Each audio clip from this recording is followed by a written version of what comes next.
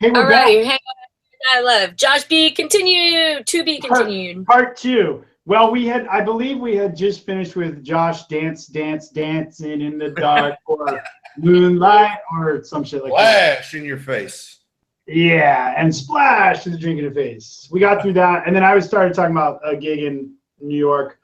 Long story short, we talked about it for a while before we realized we were off air. And the bottom line is, party in New York, fight broke out. I ducked down underneath the console. Underneath the console was kind of elevated, and down below was a hatch where you could flip up the hatch and slide down the vertical ladder into the kitchen and haul ass out of the venue. That was basically my bat story, my bat DJ story in a nutshell.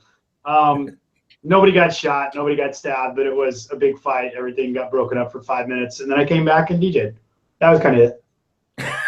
Ta-da! Ta-da! I feel like it was way longer than that, but we missed it the first time. Sorry. It was so much longer, but I'm afraid that actually cast bad luck on our Hangouts and turned it off. So Kelly, tell yours, and I got to get my laptop power and plug it in. All right, so this is just a bad DJ story? Yeah, bad is good. All right. I don't know that I actually have had anything like that.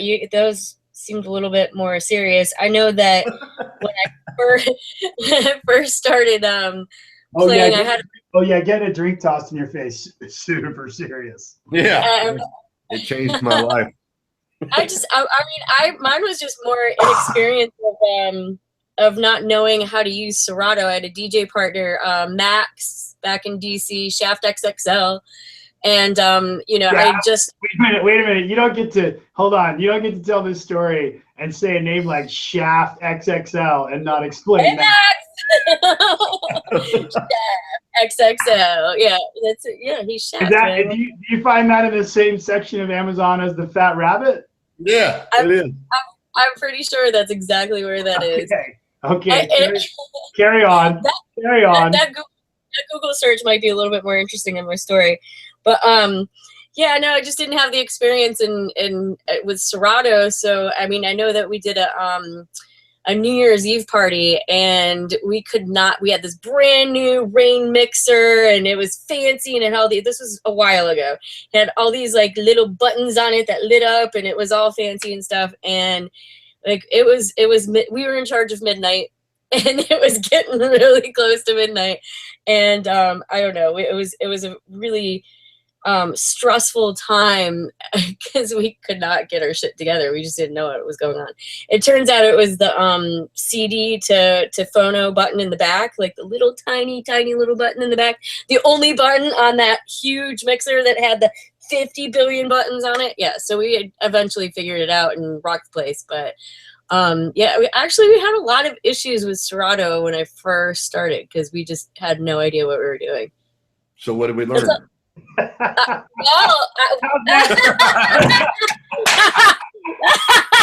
what we learned. That's a fat rabbit. Was this you and your Shaft XXL? Come on, dog. Where do people think of this shit? Holy shit! What is that? I learned that a selfie stick? Oh my God! No, I don't know where to begin. That's a hip thrusted selfie stick. Yeah. Crazy. Oh my God! Yeah. So I learned that I need to know my equipment before I go out and try to play on it. And now I can use Serato. Probably I've got a troubleshooting list that I go through if I'm playing on Serato, because usually has some kind of user error to it, but I just go through the Serato and CDJs. I despise it.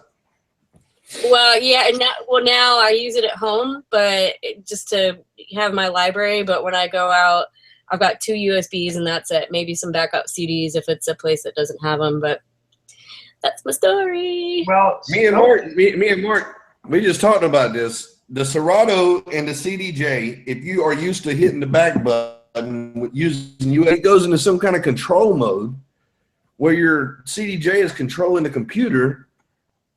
Never mind. Anyways, I can't stand it. Oh, please, do tell. I mean, there's definitely some people that tune in here looking for some tips and tricks and occasional useful tips. Yeah, me too. I want to know how to fuck to fix it because, like, I'll be doing something. Like, if you use the CDJs, you cue a track. If you hit play and it gets where you don't want it to be, you hit the back button, start the track over, right? Right. Yeah. Now with Right. Serato, you're fucking you can't, you can't do that. You know what I'm saying? Yeah, you're like, wait, I would have just get it to go back just a little bit, and you can't even get it to go back. That doesn't make sense. You gotta, like, I don't even know what you gotta do. All I know is I snatch the fucking Serato box out and throw it at the bitch because I don't want to use it because it is frustrating. The rain boxes, which is what I assume you both are talking about. Yes. They're interesting. They're like an interesting time capsule because they really are rock solid. And if you learned how to use them and hook them up in the dark and every other situation on the planet, and you get comfortable with that, they are easy, for the most part, and troubleshooting them not so bad. Pretty solid piece of gear is my point. Like a lot like bringing in a guitar pedal, they generally just work. So, like it's usually not the box that's the issue. It's usually like the configure, the hookup, right? But as a box, pretty solid piece of electronics. But the funny part to me is that we've come a super long way in a pretty short, 5, certainly 10 years, almost 5 years though, since controllers really started getting traction and some. I like this subject. some acceptance in clubs. Certainly acceptable in parties and stuff. And Josh, I know you have a few points along the lines of acceptability of controllers. So let's go away from the complex world of what would you call it? What would you call it? Rack equipment, or what do they call component? I think they call them like any system that's made up of multiple pieces, like your home stereo used to be, or whatever. They're component systems, right? So let's go away from component systems and into, let's say, all-in-one controllers, if that's an appropriate word. Tell us how you feel about those, Josh. Are you sure you want to go there, Wesley? I do. All right. I look at it like this. I've been doing it for a while from the old school. Learned on the 1200s, not even the 1200s, and a fucking Stanton non-belt driven turntable. Got it. Everybody has those fundamentals. Everybody has those fundamentals at our, I don't want to say our age, but at where we're at what we've been doing and how long we've been doing it. I got it. But the evolution of technology is here. Look at what we're doing right now. This is technology. You know what I'm saying? Right. So as the person is holding the goddamn whatever that thing is that he puts the curtain over and snaps the picture back in the fucking 1800s, like, is he pissed off because we're using this right here? You understand? No, he's dead. Yeah, exactly. But if he wasn't and he didn't evolve, then he's dead anyways. That's the way I look at it. Now that's why he's dead. Yeah, exactly. Now do I really like the 20-year-old dude walking in with the fucking with the Pioneer SSD RX 9000 whatever under his arm like a fucking skateboard? There's a stigma on it. But I think that these older cats, me included, they got to let up a little bit and see that technology is evolving. They don't have the same fundamental basis as we did coming up in the DJ world. And you can't hold it accountable. Well, but is it okay? So, and along those lines, does it matter to you if they have those fundamentals?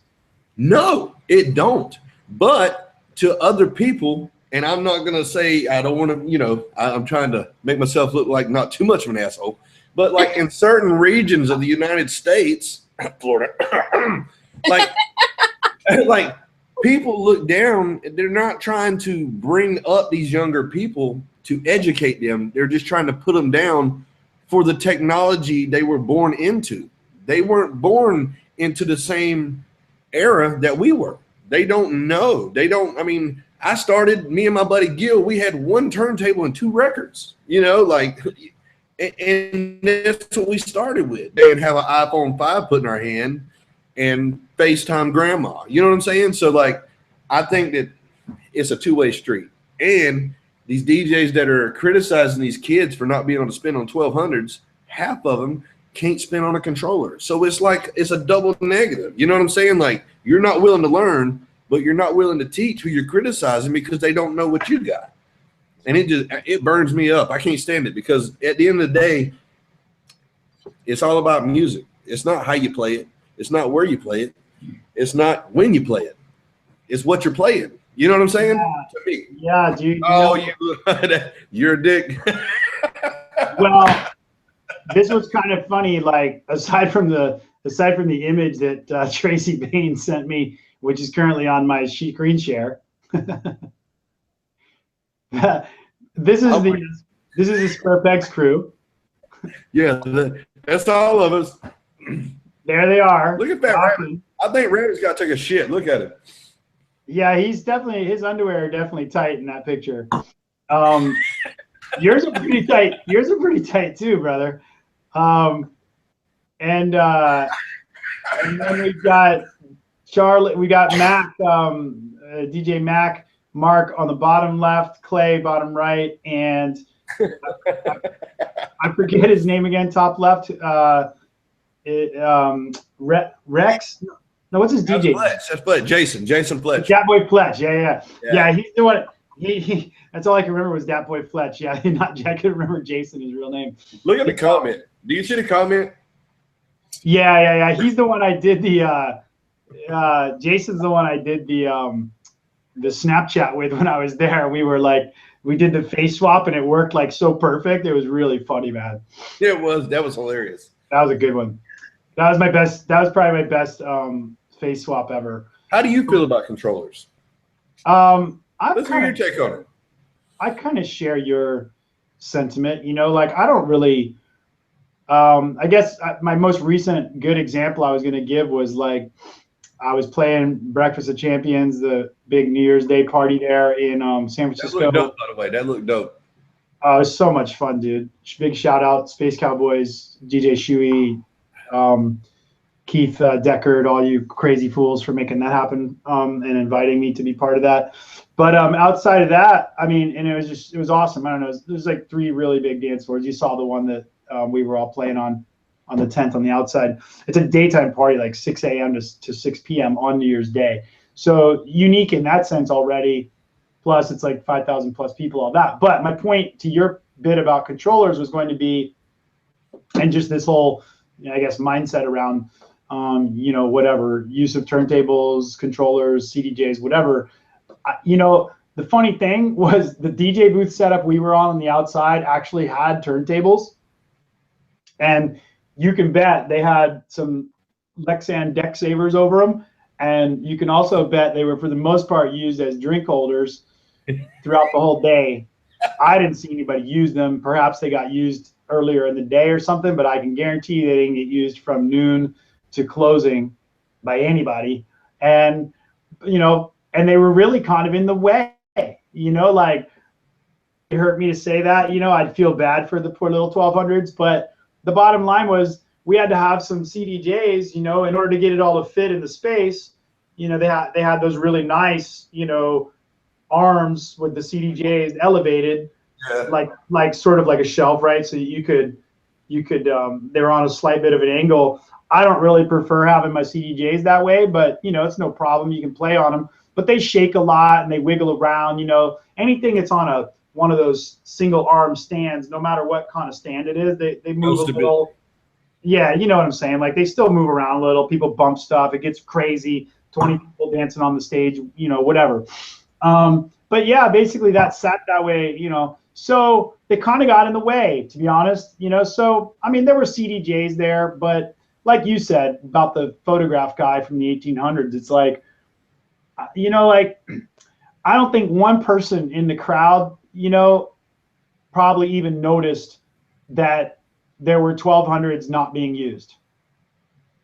Like to your point, right? So more than 1,000 people for sure at that tent that we were playing at, maybe 1,500, let's say, roughly, because there were 2 big stage areas. That was one of them. So let's say, 1,500 out of 5,000 people in that area. And I didn't hear one single person, upset about them not, like, I'm not having a good time because they're not using the 1200s. Yeah. I mean, look at the standards. The CDJ now, do you see them? They're all mimicking these controllers. Do you see? Well, I mean, it's a bit of a cat and mouse, right? Like they've sort of evolved together because Pioneer has basically forced it to where the all-in-one controller makers almost have no choice but to mimic their design, which is heavily influenced by the CDJ, which is obviously a smart move on Pioneer's part to have people be comfortable going from CDJs to controllers or controllers to CDJs. Either way, Pioneer doesn't care. They want you using their hardware and software. Have you seen the new Denon? No. What is it? What's the name of it? This was a SC5000. Look that up. I think I'm almost certain SC5000. I just seen it today. Me and Mac was talking about it. It's like a standalone CDJ, but it's got like 8 cue points on it. Big digital display, stand up, beautiful. I mean, and $1,800. So I mean, what? That's $800 cheaper than what Nexus is offering. So I don't know, but it's still Nexus are like they're like $1,650 new for the Nexus 2s. Yeah, if you go on eBay, I'm pretty sure you can find them for, I think. Maybe you're my go-to guy. You're gonna be my middleman, doing this. You're my middleman. Maybe I'm talking smack. What do you got? What do you got? Boat Life Kelly, you got any information for us on this? On how much a Denon is? Nexus 2s. I don't know. Well, if you spell it wrong, you get shampoo.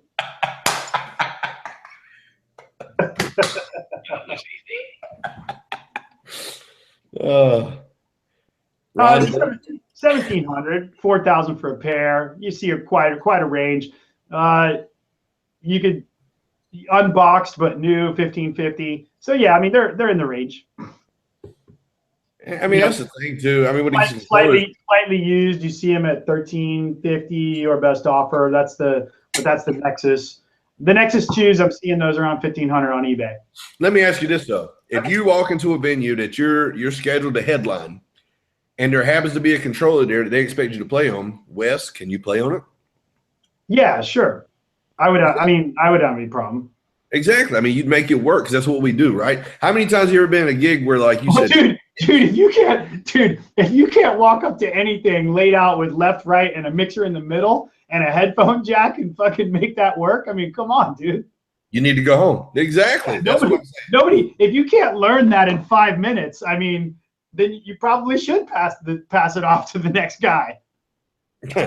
Me and Mark did a show in Cocoa. Same thing. We got there. There were CDJs. Oh, you were there, Kelly. The mixer. Remember the mixer? Yeah. I mean, what was that? Was that a mixer? Like, I mean, did they make cake? I have no idea. I played one song and I was like, forget this. No, yeah, I remember you said, well, I'm going to let them play now. You know, they're here. I was like, Kelly, you motherfucker, you. Well, I mean, look, here's my point. If you showed up to a club today and you're in a headline situation or whatever, you know, top tier situation for that night, and you know, if a controller was when you walked into the booth 10 minutes early, whatever, and there was a controller there, you know, and that was it, would I say that you should expect that? Probably not. If it was, yeah, exactly. Should you be able to use it? Yeah. But on the other hand, you know, if you showed up, there was a time where you would show up and they didn't have any 1200s and you might not have expected that.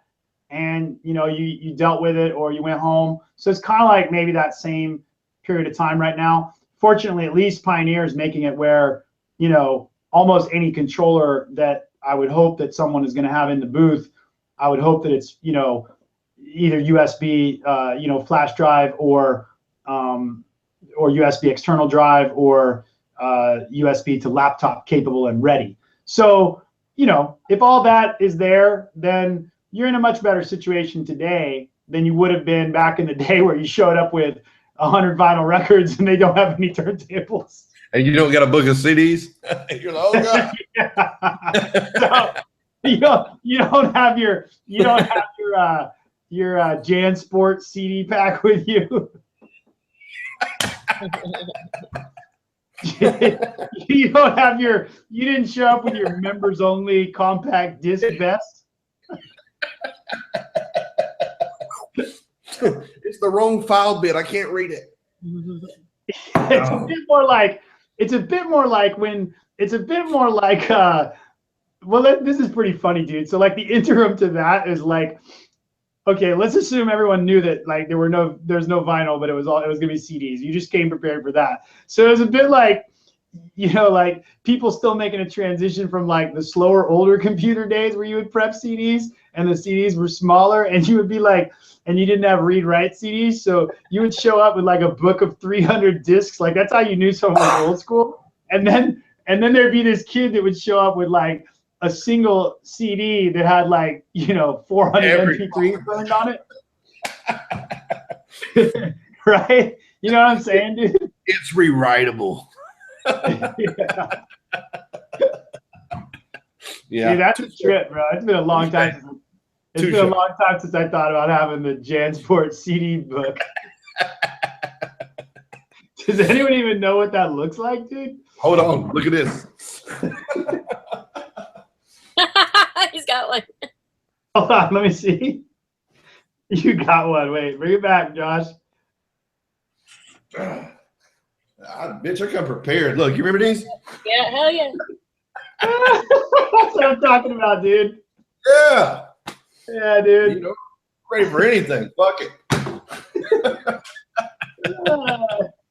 Yeah, dude. Like, cheers if you got one of those up in your crib. I'm gonna sell it on eBay tomorrow. We'll make some money. Yeah, dude. It would have like people would show up with like 2 books of those, bro. 4 deep. They'd be running 4 deep on the CDJ case. Hey, Kelly, you remember the guy that showed up? They'd have like what used to be like where the vinyl would be in the back. There would be like a makeshift piece of plywood on it because the record bins would be completely empty with soda stains and shit. So they would have like a makeshift piece of cardboard or plywood sitting where the vinyl used to be so that you could lay out your like 4x4 plastic sleeve CD case. Yeah, I had one. It was yeah.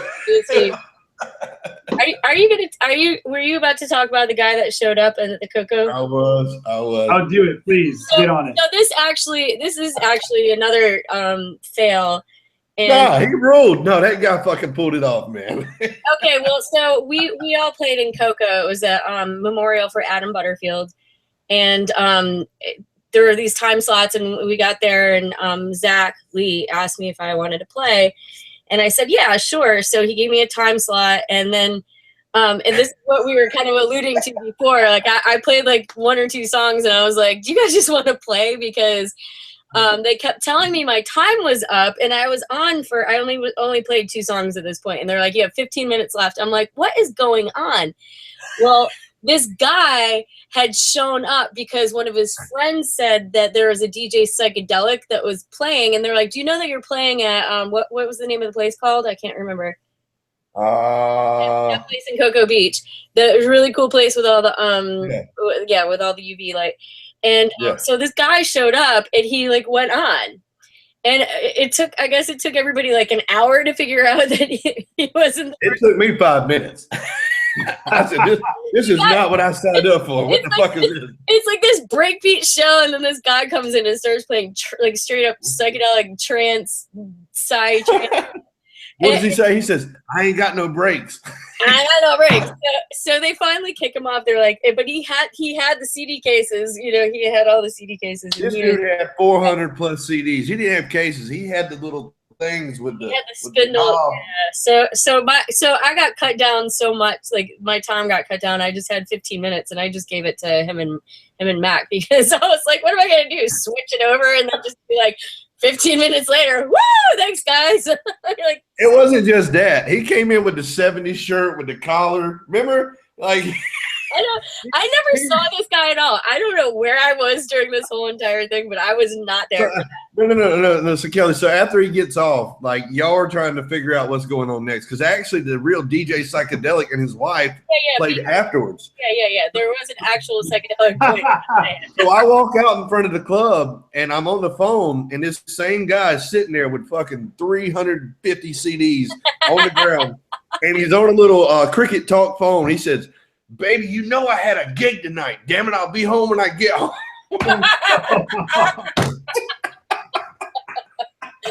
Oh Wow, my God, he needed to slow his roll. It took balls. I mean, he came into a break show and psych-tranced it out. He totally side-tranced it out. Well, was he even actually booked for the show or no? No. Nobody knew who he was. There was a psychedelic playing. There was a psychedelic DJ called Psychedelic playing. Him and B, right? So, Okay.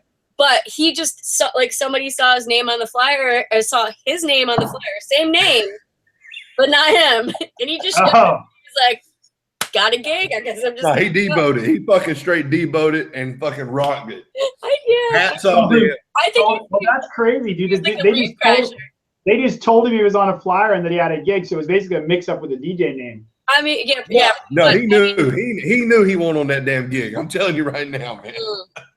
He deboed it. I love him. I will buy him a drink the next time I see him. Well, you know what? Next time I see Agent 137 on a gig, I'm gonna show up and play it no matter what. Yeah. Well, I wish you would. Yeah, I'm just saying. It's got my name on it. I'm playing it. When are you? Okay, 137. When are you coming back this way? Coming back this way? Well, I mean, I need a phone call from your booking people. So we got to get Julius on the phone. We got to get you up to Charlotte. Okay. Okay, listen, Julius, I had nothing to do with that earlier Google thing. That was all Wes Smith. All Wes Smith. What are you talking about? What are you talking about? The fat rabbit pictures, Wesley. Julian. Oh, well, you know, that's just the way life goes. No, hey, on a side note, though, as far as square pegs go, I got to give credit where credit's due. He gives me a hard time. Me and Julian, Fat Rabbit, we go head to head. We're both bullheaded. But I'll tell you what, man, that man single-handedly, well, actually as a family, all of us, more so than from Charlotte, because I'm the latest guy addition, they are doing big things for Charlotte. Yeah, I agree. They really are. I mean, he is pushing the envelope, and if the people of Charlotte aren't biting the hook, I mean, they're just, I mean, left, right. You were there, Wes. You know, we got Stanton Warriors coming out Friday, some stuff I can't speak on for later months, but I mean, he is pushing the envelope, and hats off to him. I mean, like, even though he's a dick at Photoshop at making me in tights, he is doing great things for the state of North Carolina. So much so that, like, Florida, we got people like Superfly Jeff, DJ X, all these people coming up showing our scene love because of the unity we have, as opposed to the, you know, whatever they have going on in Florida, how the politics. We don't have that here. And it's basically because that guy pushes it. Julian, he's doing a damn good job. He gets nothing but my respect. That's fair. Yeah, I mean, no doubt. Hats off to that dude. I mean, he's been he was super cool to work with. I hadn't met him in person before I got to come there and hang out with all of you, and of course Mark. You know, really, Julian didn't have as much time, so you know, Mark took me around. I was there a day early, and as you know, we went to the roller coaster park there. And, you stole my wife. Yeah, I threw up, almost threw up. I think some other people. Dude, that was just such a blast. I mean, that was a good time. But you know, even if everybody that goes there doesn't get to do that, you know, like overall hospitality is cool. Going out to dinner, just kind of doing it right. You know, you don't have to go big baller budget, but you know, just a few cool things that you know, make the overall experience for everybody, your crew and whoever comes to play and all that, you know. So yeah, that's cool, man. He's had a couple different venues, right? So he's had like you said, you reeled off a good list. I think Icy came at some point. Then you had Stanton Warriors coming this weekend, right? So left, right, you know, me. We had Low IQ. He had Low IQ come up. Right. DJ X. You know, He's doing big things. He's really pushing the envelope and giving the people a chance to make a choice. And that's more than you can ask for in most of the states that, I mean, I've seen across the United States. They don't have a choice. He's giving them the option to have a choice. And I think that's pretty cool, man. That's pretty cool. Yeah, I mean, there's really some pockets, you know, like I'm sure there's some parties going on everywhere, but there's definitely some pockets with particularly within, you know, the breakbeat focused side of bass music. It's definitely, I would say definitely Charlotte, you know, and like you said, with you guys has put that re-put it on the map. I don't want to offend anybody, where I know Charlotte at some point, you know, a lot of places at some point had a great disco scene too, you know, but that's not now. So my point is just with what's currently going on in that regard. Denver's got a little thing going on over in that area, Colorado.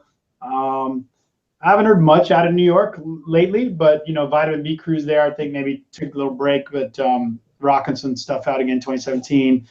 Florida's always got, you know, something going on, but I'm actually not sure. I mean, I think Orlando, you know, maybe a couple things usually going on there, but it doesn't seem to me to be like a big scene.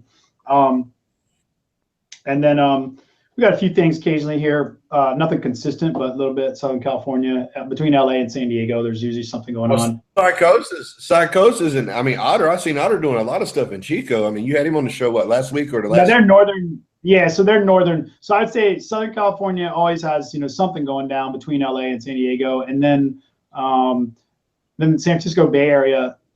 That's probably the strongest I've seen consistently with larger parties. There's 4 or 5 crews from Burning Man that really throw, you know, primarily breaks oriented parties there. They'll have 2 rooms or something, but usually the breaks piece is the bigger piece of it. So Space Cowboy, they've all been at one point on here in one part or another on the show chatting with us. Space Cowboys is one of those crews. They're the ones that did Breakfast of Champions and a couple others that I played at. You've got Psychosis is, to my knowledge, not really part of a Burning Man crew, but certainly up there and certainly involved with a lot of them. You've got Eric Rigsby there with Fault Line and that crew. Again, not really a Burning Man related crew, but then you've got Dusty Rhino, which is definitely a Burning Man related crew, but they're throwing, I would say, larger parties that maybe not quite as large as Space Cowboys, but definitely pretty big, maybe as big. And then Breakfast of Champions is a very unique party. So outside of that, I would say that, you know, them, and then there's Opulent Temple doing some, and who else? Maybe 1 or 2 others. There's a couple others, Air Pusher, that group, you know, maybe a little smaller, mid-sized parties, but there's a lot of activity going on around the Bay Area for sure, which is where Psychosis is from, like you were talking about. So he's doing big things, man. He gets all my respect. Like I really look up to him as far as what he's doing with the write-ups and stuff like that. The artist, he's really generating a lot of buzz as far as the electronic community. He gets my respect. Yeah, he's done a good job with that. I think he writes full time for Insomniac for their website. Yeah. Also, and he's putting out dope tracks too. I mean, if you're on his promo list, holy shit. Yeah, he's definitely got some. Holy shit. Hey, do you want to do a needle drop on that thought? Yes, needle drop. All right, hold on. Needle drop time. I have a Psychosis edit called Bust a Move. And hold on 1 second. I'm going to put this on camera off. All right. Ready? Set. Go.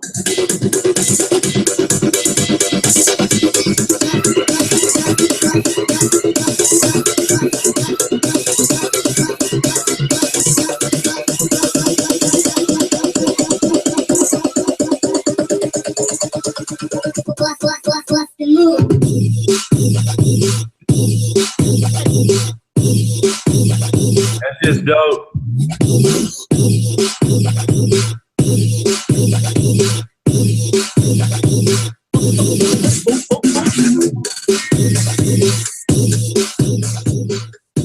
Nice. Yeah, I like that one a lot. That's kind of an older one from, I think, November, but still good. And then I have another one that is a Slip 187 EKI, is that right? BBK and Paquet, which is, I think you're playing with that person in Spain. And okay. that is a. I'll take your word for it. There's like, to be fair to me, there's like 20 DJs on that. Yeah, flight. I know you were reading them off, and it was like blah blah blah, and then He's not talking about me, that's for sure. And some other guys. Okay, so this is called Mingo Bass. Let me. This out. Oh yeah, this is a good one. This is a good one. Yeah, I really like this one. Mingo Bass. Sit back, collect the scenery. I'm around with a big foot ego. Can't really need to fix your ego.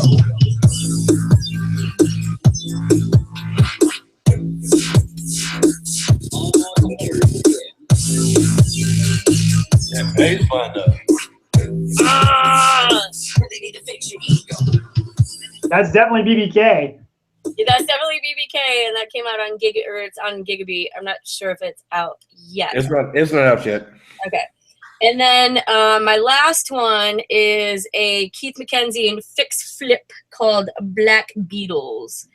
And that Is is that on Punks? no. A free release on Punks or something? I think I saw it. It's Yeah, it was released on the Punk's website for free download.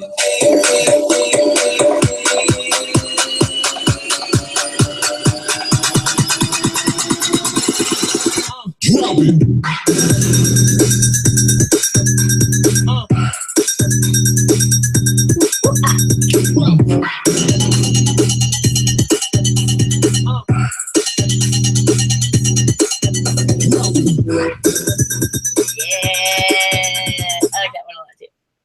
Yeah, dude. I'm sending you something right now, Kelly. I got to do it just to be just because I got to. I recognize that one. That one's some fire. I just saw on your list Fix and Keith Mac tune. I didn't see which one it was, but awesome. Yeah, so that's the needle drop. But yeah, Psychosis is definitely killing it. I think that he's been doing it for a long time, and he just keeps getting better and better. And I always thought he was really good in the first place, but it was always like sending out these messages at like 1 a.m. Does anybody want to listen to this music? And he'd be like, Yeah. me. I mean, I feel like I've known him for like 6 years at this point doing that. So, he's definitely stepped it up quite a bit. But as far as like Charlotte is concerned, going back to that, I grew up in the scene in Charlotte. So what I'm seeing right now, what you guys are doing, and what Julian's doing, is really reminiscent of the days of Mythos and going out and, midnight to 6 and all that, So I think it's great. I think it's great that it's being revived. Good job, guys. Word up, dude. Word up. He back on Psychosis real quick. He played at Breakfast of Champions as well in one of the rooms, and he just destroyed it, dude. It was awesome. Just slayed it. Like that party, honestly, I've never been to a party. Well, I shouldn't say never because I forget a lot of things, but I definitely it's definitely been, yeah, and someone will fact check my shit on that, I'm sure. But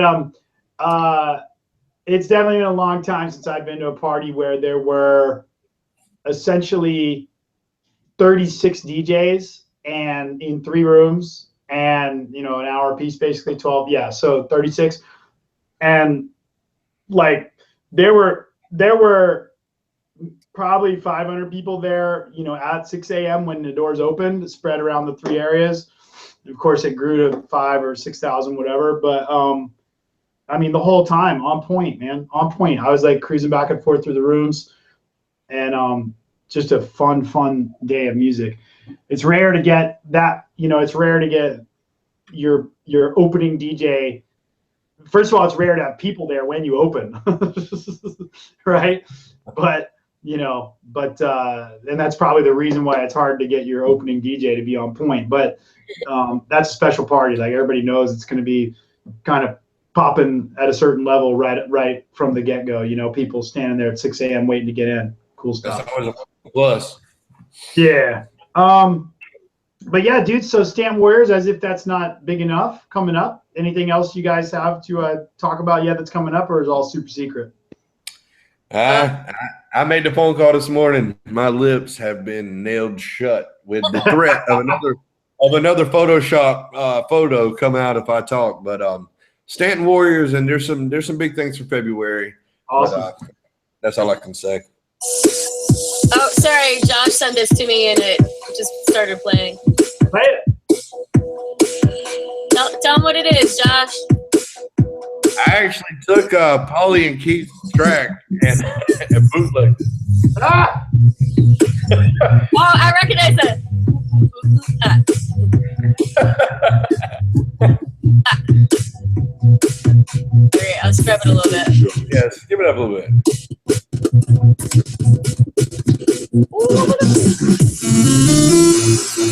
I mean, come on. Something. Is it the same track? What? Fast forward a little bit more. Push it back more? Fast forward it. Okay.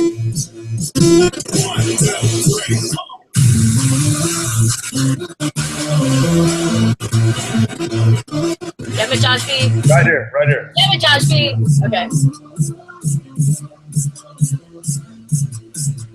I'm pretty sure Pauly's probably not happy.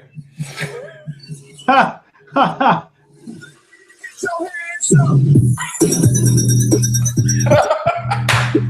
Yeah, you did.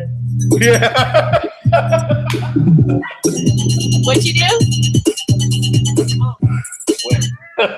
Wes knows. He ganked his track. It's for my personal sets. I'll never give it away. I actually sent it to Pauly. He's cool with it, but you know the nature of the business, Wes.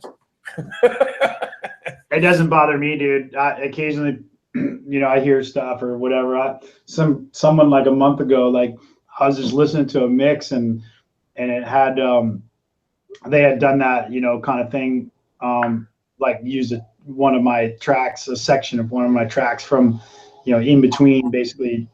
It was sort of an edit, I guess, if you want to call it that. But anyway, so I made a comment on it on SoundCloud. I've seen it. You said a mashup of a mashup of a mashup. Yeah, I just thought it was cool. That's what was on my mind. Anyway, then they PM'd me and were like, "Is that okay?" And I was like, "Yeah, it's totally cool, dude." As soon as you seen it, I called Mark. I was like, "Did you see that shit?" And he started laughing. He was like, "That's funny." You said it's a mashup edit of a mashup. That's what it was because the one I did was a mashup. So yeah. Do you think that subconsciously that you hear things and that, I think that once you hear a song over and over again, of course there's a familiarity to it, but do you think that maybe subconsciously you hear things, that is a mashup or whatever, something that somebody's done before and you pull it into something because that you've heard it before? I do, but I think I'm absolutely fucking psycho because every day, all I hear is different ideas and ways and venues and paths. I think that's kind of what makes me do what I do because that's all I hear all day. Like every sound, everything. I just always, I don't know. I got this big question. What if, well, Wes did this, but what if when it dropped out, I did that? Not no disrespect to Wes or anybody else that I do that to because I would never give it away. You know what I'm saying? Because that's rude. Yeah. But like as a DJ playing out, it kind of makes you, it kind of gives you to me, like your individuality. Like people say, "Hey, I know that's a Wes Smith track." Holy fuck, what just happened? How'd you do that? So yeah, you tend to do that. You take the breakdown and put it into something that you would not completely expect at all. What was that one other tune that you just did that I put on that mix? I can't remember the name of it. It was absolutely crazy. Yeah, I think your style is very different. I like it. I don't know. I've been on fire. Like I say, like me and Mark, we're trying to get ready for winter music. We've kicked out 21 tracks. Like that's crazy. Like, and it's all. I don't know what. I think it's the retirement because I'm getting out of the military, so I don't got to get up and go to work. I just sit around and my wife looks at me. I'm sitting on the couch scratching my belly. She's like, "You fucking loser." I'm like, "Yeah, but listen to this." You know what I mean? So she's like, "Oh, okay, it's validated. You're making music. I love you, you loser." So you know, whatever. But That's like, pretty funny. Are you retired? Are you retired military yet? Is that what you said? January the 31st, I will be a retired 2-time combat vet. Yes. Wow. Well, what you gonna do now that you're all grown up? Well, really, after I make another 21 tracks, I'm gonna actually, I've already got a job in Destin, Florida, doing IT work, and I'm gonna move there in March. So, and really, Wes, do you remember Doc Rock? I never met him, but I don't think. But I know of the name. Yeah, like I went down there and met him. They flew me down there to interview me for the job. Stellar job. Like I'm so it was through music that I met the guy that owns the company. Cool. And really, I went down there and me, Doc Rock, Icy, and some other guy I don't even know. Like we sat down and had dinner. So like really, I've already got tie-ins down there. So it's going to be a good move. I'm excited to transition, but like yeah, I'm going to be retired. Interesting. Well, that's cool. You get that, get a little bit of that pension or whatever they call it back. Hopefully for your service, man. How many years? How many years have you been in? Actually, I'm supposed to be a dickhead when people say that. I say I've had enough years to retire, but in all actuality, I've only been in 8 years. But I got diagnosed with Meniere's disease, and the Army basically says that I can't. That's why when Wes and I were at the amusement park, I couldn't get on any rides because it messed. And is it going to the Army? Oh, right, dude. I forgot about that. What you said? It's kind of like a vertigo.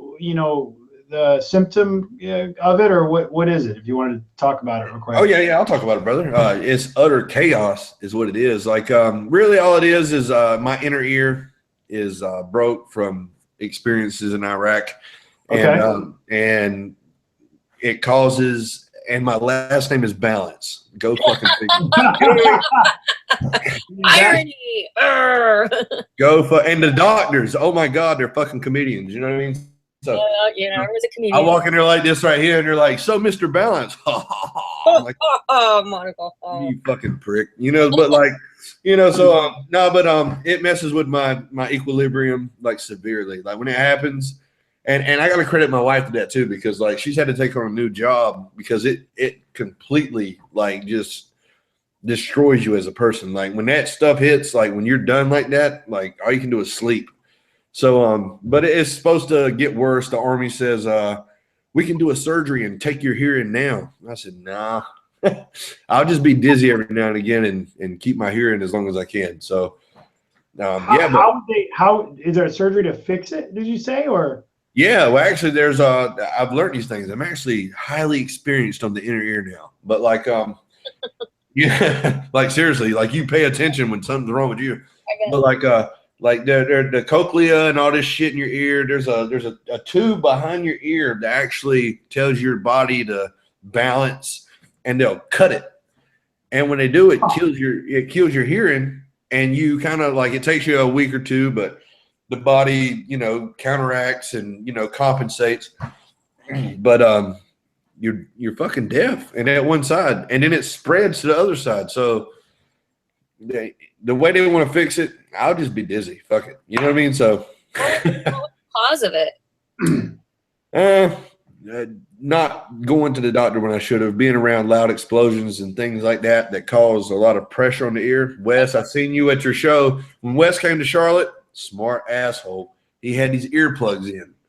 And I'm like, I probably should have thought of that 10 years ago. I might have been okay. But yeah, it's just loud explosions, loud trauma to the ear. So interesting. That's really interesting. Well, so you can actually, it's not a genetic thing, right? You can cause it. I caused it. Yeah. The Army, like they did me a huge service and hooked me right on up with fucking Meniere's disease. Well, yeah. No, that's what I was say is obviously that was from a whole different reason, but for someone who might think that oh well, whatever, it's from what do you call it, IED or explosives or whatever. That's exactly what it's from. Yeah, but that's not the only way you can cause it, but that's not the only way you can cause it, right? Like you can cause it from. It starts with tinnitus. It can be a genetic thing, like it can be hereditary, and with tinnitus, the ringing of the ears. As we get older, I don't know if either one of you experiencing a little, being around the loud stuff in the music industry.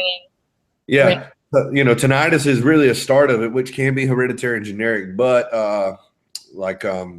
really upfront trauma, like really big booms, so the pressure actually, it's not the sound, it's the pressure, and not handled at an early stage, trying to be G.I. Josh, it causes it. So yeah. I'm supposed to actually wear a hearing aid. Oh really? What? So, well, yeah, I mean that kind of makes sense. I don't know a whole lot about the ear. I know it's very complex, that's for sure. Like, it's interesting. I know a physician who that's all he does is, that's his entire world revolves around basically the ear area of the head, So it's very complex, obviously, but That stinks. I'm sorry. No, it's actually awesome because the way I look at it, me and Mark, we talk about it all the time. And actually, before we did the show tonight, Mark says, I showed him my topics. He said, "You're going to talk about that?"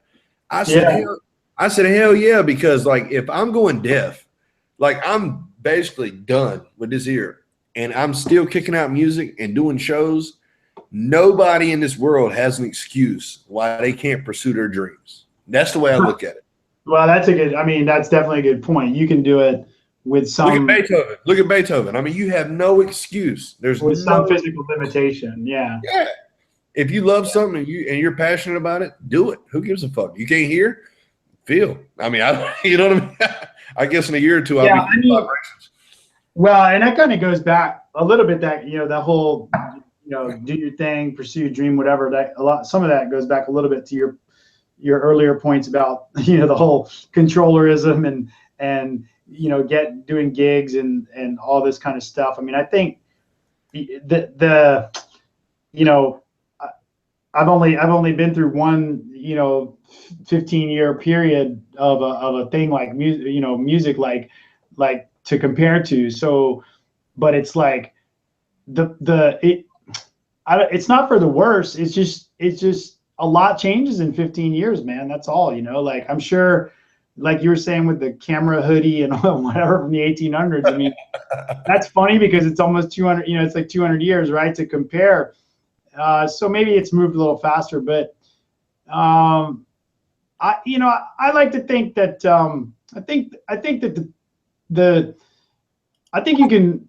There may be different excuses you can make up, but I think you can always make up excuses in any generation, in any phase of anything really. In this case, music, as to why if you don't, someone's not a real DJ or whatever, like you can.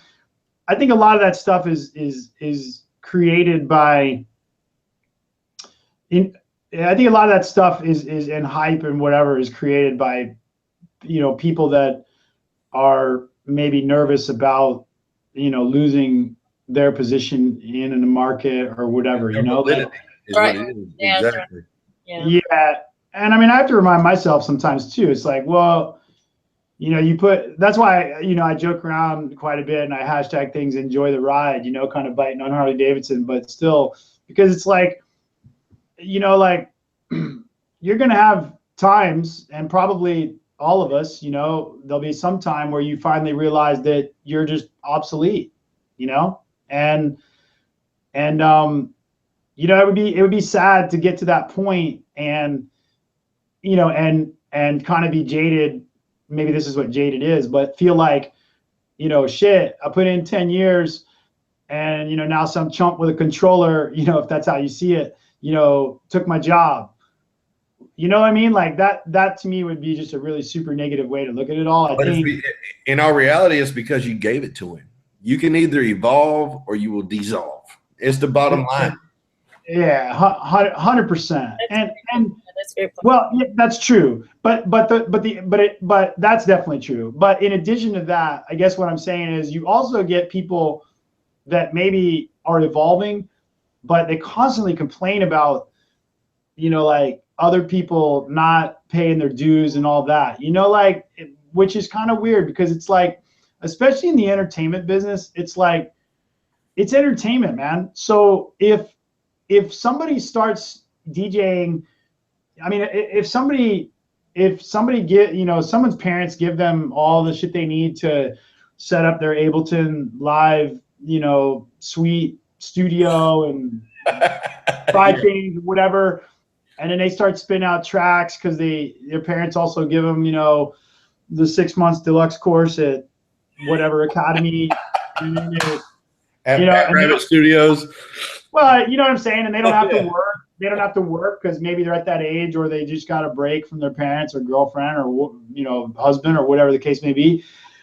You know, and then let's say that within 1 year, you know, they're pressing play and somehow manage to get the right connections to be playing, you know, some 500-person residency or whatever in your local community, and then a year or two later, you see them traveling the country. I mean, it is what it is, man. You know. At the same time, though, like I feel, why are you focused on them? If you keep the focus on you, that to me is when your career is over. When you start focusing on Wes instead of me focusing on Josh. I respect Wes, but I know Josh. I'm not done. I'm ready. I'm motivated. I'm you know, I've got ideas. I'm gonna do what I'm gonna do until the wheels fall off. Like, that's where the problem is. Like, when people start looking outward instead of where the talent's coming from. You know what I mean? Like, it's, I don't know. Peace. Well, no, I agree with you. And so I guess my 5 minutes or so of blabber there is supporting what you're saying, which is like, you know, that spending a lot of time and energy on comparing whatever you've achieved to someone else, particularly in the entertainment business, is a very self-defeating thing. Yes. Big time. 100% agree.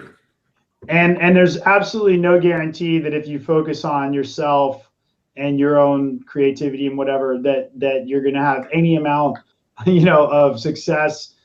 You know, so that's why I say enjoy the ride, because, you know, if you're not having fun doing it, man, go do something else. Exactly. You know? Whenever the day that I wake up and I don't enjoy it, I'll start surfing. Yeah, literally.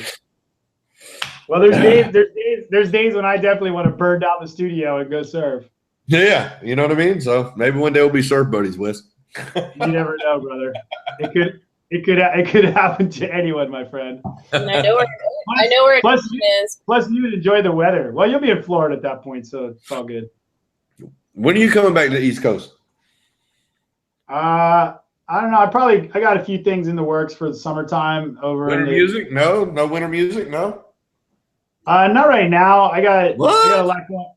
Yeah, I got a lot going on right now through January into February, and then music conference creeps up pretty fast. So not at the moment. No plan. Kelly's not coming down. What's up?